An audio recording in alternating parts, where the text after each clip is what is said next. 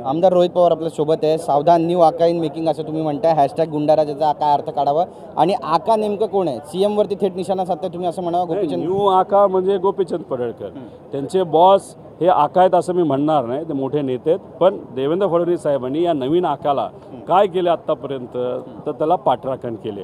खालच्या लेवलला जाऊन साहेबांबद्दल हा नवीन आका बोलला, जयंत पाटील साहेबांबरोबर, आव्हाड साहेबांबरोबर आमच्याबद्दल बोलला, काँग्रेसच्या नेत्यांबद्दल बोलला, तरी कधीही त्यांचे कान धरले नाहीत। म्हणजे खालच्या लेवलला जाऊन अतिशय, आणि मग अशा पद्धतीने तुम्ही एका कार्यकर्त्याला पुढे करता, आमदार बनवता, आणि तोच आमदार झाल्यानंतर गुंड येऊन इथं एक दुसऱ्या आमदारावर, आव्हाडांवर जर हल्ला करण्याचा विचार करत असेल आणि त्यात नितीन देशमुख नावाचे एका कार्यकर्ते सापडतो, त्याला तुम्ही मारता, याच्यावरून काय समज? म्हणजे जिथं कायदा बनवला जातो तिथंच कायदा तोडला जात असेल सत्ताधाऱ्यांकडनं, तर एक योग्य असा मेसेज। तुम्ही आझाद मैदानला पण गेला होता, तिथे सुद्धा राडा झाल्याची माहिती, आणि तुम्ही पोलिसांवर सुद्धा भडकला अशी सुद्धा माहिती आहे। नेमकं हे भडकण्यामागचं कारण काय होतं? रोहित पवार का भडकले पोलिसांवर? नाही भडकलो ना, खालच्या लेवलला थोडी जाऊन बोललो, आई बहीण तू थोडी काढली। 2 दिवसापूर्वी भाजपचे 2 आमदार एका अधिकाऱ्याबद्दल खालच्या लेवलला आई बहीण काढून पण खालच्या लेवलला बोलत होते। आम्ही ती लेवल गाठणार नाही, पण 4 तास आम्हाला तुम्ही गणवट ठेवला।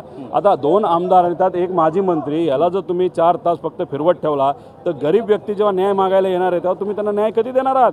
म्हणजे जसं मुंडे प्रकरण झालंय, बिचारी ती बायको 650 दिवस झालं प्रयत्न करते, शेवटी आत्मदहन करायला लागला तरी पोलीस लक्ष देणार। हे असंच चालत राहिलं तर पोलीससुद्धा चुकीच्या पद्धतीने वागतील। म्हणून काल जे काय आम्हाला फसवलं 4 तास, याच्यामुळे थोडंसं आमचं आणि नितीन देशमुखची तब्येत डाऊन असल्यामुळे टेन्शन वाढलं, आणि त्यात आम्ही बोललो। काय नेमकं फसवलं? अरे कुठं ठेवलं सांगतच नव्हते। आता जेव्हा नितीन देशमुखला आम्ही भेटलो, 5 मिनिटात आम्ही विषय संपवला। तब्येत कशी आहे? तुझ्या पत्नीला सांगितलं आहे, म्हणजे आमच्या बहिणीला सांगितलेलं आहे, काळजी करू नको, वकील असतील, तू उद्या वकील योग्य अशी बाजू मांडतील, बस एवढंच सांगायचं होतं। 5 मिनिटात निघून गेलो। अरे पण 4 तास तुम्ही आम्हाला इकडं जा तिकडं जा, तू तिकडे इकडे, म्हणजे गणवटच ठेवलं ना। मग आम्हाला तुम्ही आमदार आणि माझे मंत्र्याला जर गणवट असाल, जर खोटं बोलत असाल, तर गरीब माणूस आला तर त्याला म्हणणार या स्टेशनला जा त्या स्टेशनला जा, ही वृत्ती चुकीची आहे। एवढं विधानभवनाच्या बाहेर सुद्धा आपण पाहिलं की जितेंद्र आव्हाड यांना अक्षरशः गाडी घालून खेचण्यात आलं त्या ठिकाणी, आणि ते बोनेट पकडून त्या ठिकाणी आंदोलन करत होते। कसं पाहताय एकंदरीत? एक तर अध्यक्ष महोदयांनी त्यांना शब्द दिला होता की काळजी करू नका, अधिवेशन संपल्यानंतर त्याला आम्ही सोडू, आणि ते सोडवलं नाही।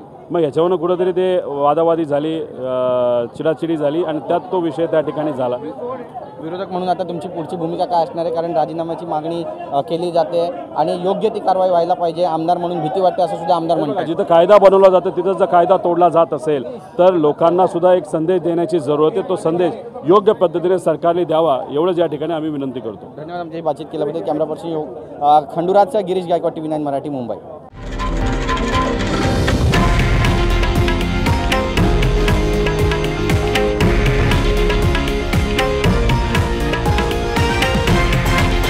हे आहे देशातील नंबर 1 न्यूज नेटवर्क, आणि आपण पाहत आहात TV9 मराठी, एकमेव।